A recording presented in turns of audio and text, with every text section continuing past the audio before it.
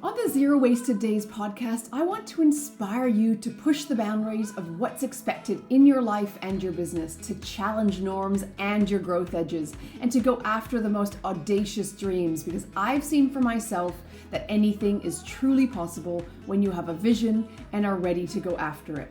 Are you ready to jump in? Let's go. Hey, lovely listeners and viewers, welcome back to Zero Wasted Days. This is the place where you're going to find everything you need to know about redefining how you do business and learning how your business can be the means to you living life first. If you've been around for a while, you'll know that I'm Suzanne, your life first business mentor. I'm a mom of 3 boys. I'm a homesteading wannabe and a 7-figure CEO. Are you ready to dive into this week's episode? Let's get started. Before we get started, I want to just shout out a review from Apple Podcast from Nikki1415. Nikki said, Suzanne has such a poignant way of breaking down strategy to serve you in the highest way.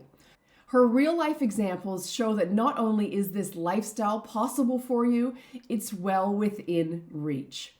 This is my new favorite podcast. Nikki, thank you so much for leaving that review.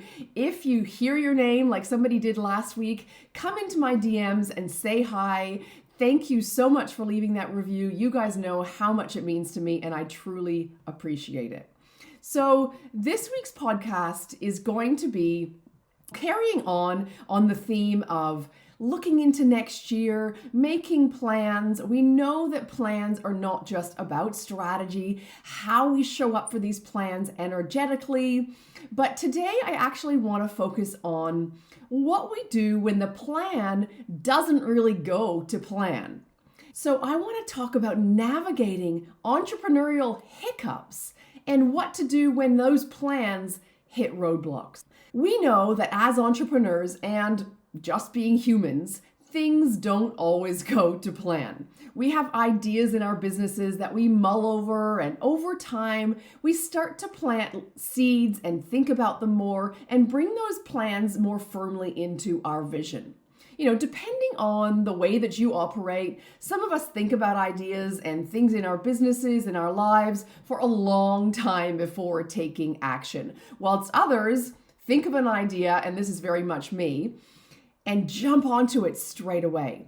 There are obviously pros and cons to both scenarios, but either way, we plant a seed in our minds and it starts to take the form of a vision. So one of the most common occurrences in entrepreneurship is what I like to call the bubble. So we think of an idea, we validate it in our minds, and sometimes we validate that same idea with our audience, but we've largely determined the outcome before actually setting about creating it. So we believe that our audience needs this, even maybe if they don't, we still believe that this is a good idea. We kind of create this bubble around us, and either we don't want to get others' opinions on this idea, or we maybe don't have access to other people's opinions. So in essence, after we plant the seed and this seed is now in our vision, we create this little bubble around us that kind of insulates us from anybody else's ideas and allows us and gives us permission to explore the idea and bring it to fruition. This is a struggle that many entrepreneurs have, and I have seen time and time again. Sometimes another struggle is that when we have a timeline of our plans and that timeline doesn't really go according to what you thought it would, it takes longer to get something up and running, or maybe takes longer just to get traction for a product or a program. And when this happens, it's really easy when we don't have a practice of managing our energy to slip into doubt and to derail ourselves because we're not getting evidence or validation fast enough. Other times, our plans just don't work. We launch the programs, we market it to the best of our abilities, and we just don't get anybody signing up.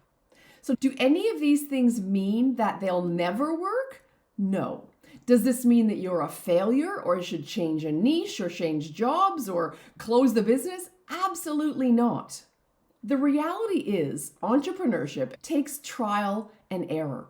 It's a constant exercise of trying, of analyzing, of then optimizing, of making mistakes, and then retrying. Again, optimizing, analyzing, and on it goes. But today I want to help you with some ideas to help you navigate those ups and downs and help you stay more consistently, I guess, in check with your energy and belief in yourself and your business, and to be reminded that it's not over and that you're not alone when plans don't go to plan. So I have had some big major plans go awry in my life. Some linked to business and entrepreneurship, and while others just in my personal life. So two of my values are courage and optimism, two of my core values. I've talked here before about core values. So when you actually pair those together, it makes for a bit of a dynamic duo. I think that I have set myself up for the utmost success with those values in mind. And it wasn't until I kind of sat and reflected and looked at my values and I thought, wow, those actually are really great ways of helping me be successful. I love being courageous, and I have flexed this muscle many times in my life and keep doing so on the daily. But when this is also paired with optimism, it actually sets you up for success, because no matter how far I fall if something doesn't work, I always know, and I have evidence that it's going to work out. I know not everybody is set up with those values in mind or with that same muscle memory as I have. And maybe you don't even desire to be more courageous. But I would actually say that as an entrepreneur, you are courageous. You're backing yourself every single day. And when you fall and when you fail, you pick yourself up time and time again. Now, the good news is that the more that you flex this courage muscle and this optimism muscle, the more that you actually fail, the softer the fall becomes and the better you are at getting up. Now, I'm going to give you a personal example of when this happened to me. When my ex-partner, back when I was 25, came into the house one Saturday morning, I was out the back actually planting petunias, and within 5 minutes, we'd had a conversation, and the conversation didn't go the way that I thought it was going to go. He actually called off our wedding. I had no choice in that instant and in the days and weeks to come. I had no choice but to get back up and pull myself together again. And what I did then, and continue to do so, is make it better. I'm going to give you this example. Instead of actually pulling myself together and kind of just carrying on status quo, maybe without my partner or fiance at the time, I set the bar higher. I used this opportunity to make my life even sweeter. I sold my engagement ring to buy a ticket to go to Australia. I set about following a dream I'd always had.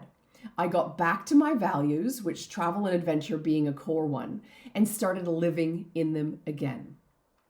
Similarly, when I felt kind of to my core after 3 years in operation with my first entrepreneurial venture, I felt like my business just wasn't in alignment and it wasn't what I wanted to do forever. I didn't just close it and go back and get a job, which is actually what my banker had suggested. I upped the ante. I thought about why it was not working, and one of the reasons was that I wasn't living in my values. That was a massive part. And then I proceeded to work out how to get back to living in those values, personally and as a family. And then once again, I set the bar higher. What was my dream I had been missing or pursuing? And at that stage, the dream that we had kind of put on the back burner was of going to Europe and going to France that we'd spoken about 10 years earlier. So once again, we set the bar high and we made it happen. I've adopted the same philosophy in my business, and every single time I've launched a program or set about creating something and kind of hit a roadblock, or I could see something wasn't working, I did these same two things. I went back to my foundations, back to my roots, my why, my values, who I was and who I was speaking to if it was my business I was talking about. So that was the first thing. I went back to my foundations. And then the second thing was I realigned my goal my dream, or my vision. I often set the bar even higher, altering it higher, shifting the target, which gave me something new to point towards. So in actual fact, the most important thing you could actually do at any time when you feel like your plans are not happening is get back into alignment.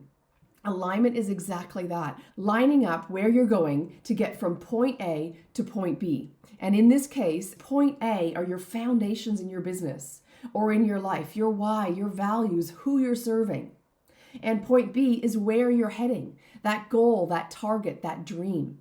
And then you set about analyzing what's working, optimizing, tweaking those things, and retrying or restarting. In my episode with Emily Wilcox, which was episode 4 of Zero Wasted Days, she talked about how 40% of her programs don't actually sell. Does that stop her from creating them or trying to sell them? No.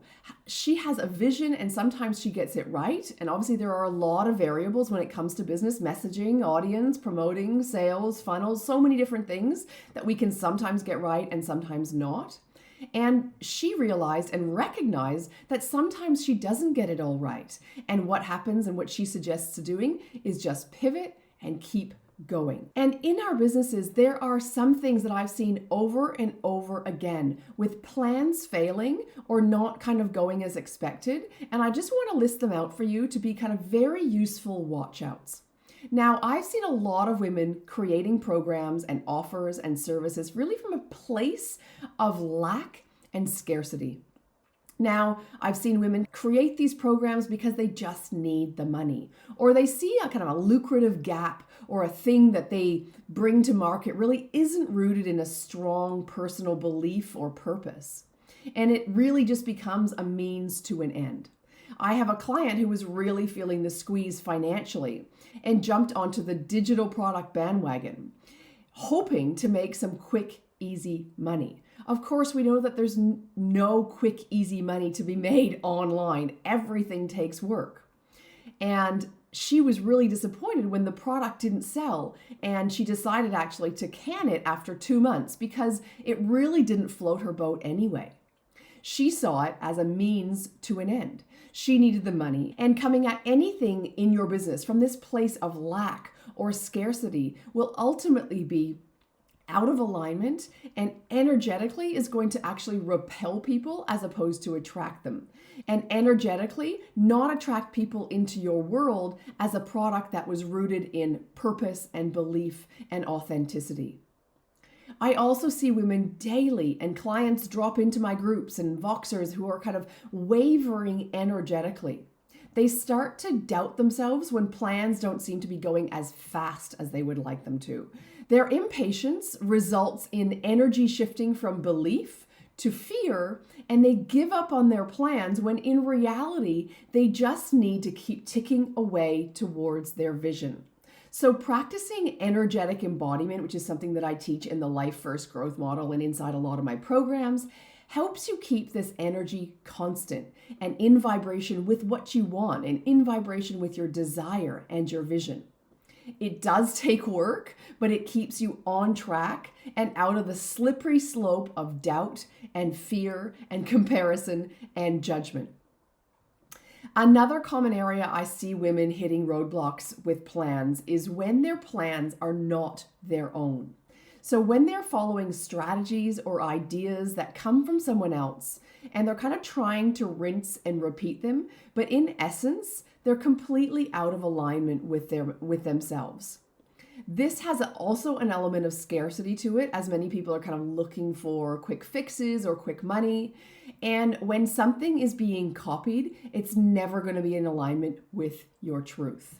Now remember, like the highest frequency that you can be operating at is to be operating in your truth. So if you are just kind of rinsing and repeating or copying somebody else's strategy, then it's obviously not going to be truly authentic to how you would operate. It's okay to learn from other people and to adopt different strategies, but you've always got to put your own spin on it. So it's important next time you're bumping up against a project or an idea or a program or a service that doesn't seem to be working to ask yourself why. to reflect on why it's not working, whether there's a misalignment, scarcity, kind of energetic wavering, to see what you discover before making any major decisions. The same thing goes for when, life feels heavy or sticky, or maybe there's some tension between a partner or a friend, or maybe an incident or an event that went on. Kind of reflecting on why and getting really kind of quiet with yourself, finding some space to understand the root of why it's happening before making any big or rash decisions is super important to make sure you make a good decision. The same principle applies through business as it does with life. Remember I said you need to go and analyze and then optimize or kind of make it better, tweak what needs to be tweaked, and then either retry on that same path or restart. So one of the zero wasted days philosophies and ways I've always lived is not just to be courageous and practice optimism, but as my parents always said, and used actually in their email signature for a long time, I thought it was really cute, remember that you can only go on from here. So it's super important to do the final step, to either retry or restart, because really you can only go on from here. To remain flexible and resilient is absolutely key to long-lasting success, especially as an entrepreneur. One of the most important ways to learn from setbacks is with reflection. The most practiced you can get at constantly reflecting and analyzing, the better that you're going to get at actually optimizing and tweaking as you go. So this self-awareness and just awareness to what's going on as it's going on is a really powerful way to keep improving yourself and improving those projects or the services or even the transformations that you're providing to others. It doesn't have to take like a formal evaluation and kind of complicated process to analyze. Instead, maybe an intuitive kind of reflection as a regular practice of improvement and personal development. So as we stare into a new month and a new year, or no matter when you're actually listening to this, remember that when you don't aim at anything, that you're going to hit it every single time. If you're winging it in your business and not figuring out where you're heading, then it's going to be really difficult to assess how you're going against your plan. And as human nature would have it, when you don't write it down, it's easy to shift the goalpost, so much so that you forget where you're actually going. And two, you can't know if you're being successful and if something's on track with anything if you're not aiming at anything. And it's so easy for entrepreneurs to be scared to set a target or a waypoint because they're afraid to fail. I see it every single time I take on a new client and they'll be like, yeah, my target is this, but I kind of aim for this. But their target is nothing and they're aiming for nothing quite often. And you're not alone if you're not aiming at anything. It's very, very common. But I can't tell you the power of aiming towards something because like I said earlier, you can't be in alignment with anything if you're not aiming towards something and it's just kind of on a vision board. And it's so easy for entrepreneurs to be scared to set that target because they're afraid to fail, like I said. And then what happens next when they fail? This is where their subconscious goes. They have to go back and get a job or quit their business. And this is where some of the kind of stories that we tell ourselves lead us. So actually having a plan is the best way to set yourself up for success. It gives your nervous system such a sigh of relief because your nervous system loves predictability. And regardless of how simple that plan can be, a simple plan can be a goal or a target and a series of tasks to get there. But no plan at all, and there's no way to analyze or optimize or reset or restart. So as I mentioned last week, I have the 2024 annual planning workshop coming up that is truly going to help you actually stick to goals. So make goals and then stick to them and have clear actions that are going to keep you focused when you start the new year.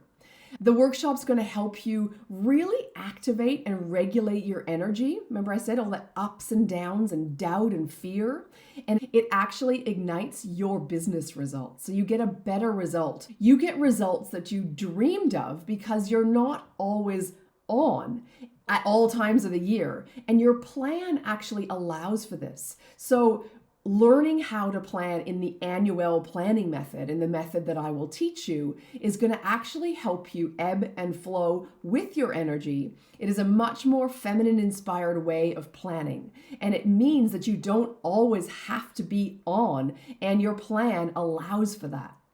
The last thing that it's going to do is help you stop doubting and being scared and procrastinating at every single turn, because you know what needs to be done. And like I said, that nervous system is no longer going to be in fight or flight, because it really loves that predictability of your plan. So the annual planning workshop is happening on December 4th. And of course, there's going to be a replay. So if you're watching this afterwards, jump onto my website, look at the show notes, look on YouTube, and the link will be there for you to be able to sign up to this workshop at any time.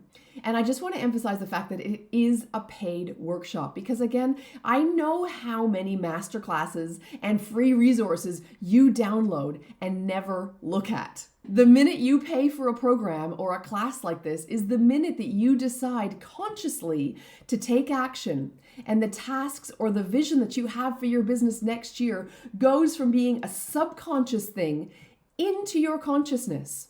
So I've created this to help you get the most of it and to attract people into this workshop who are ready to make serious moves next year. You can, like I said, sign up via the link in the show notes here on YouTube, in the link in my bio if you're watching this on Instagram, and I really look forward to seeing you there.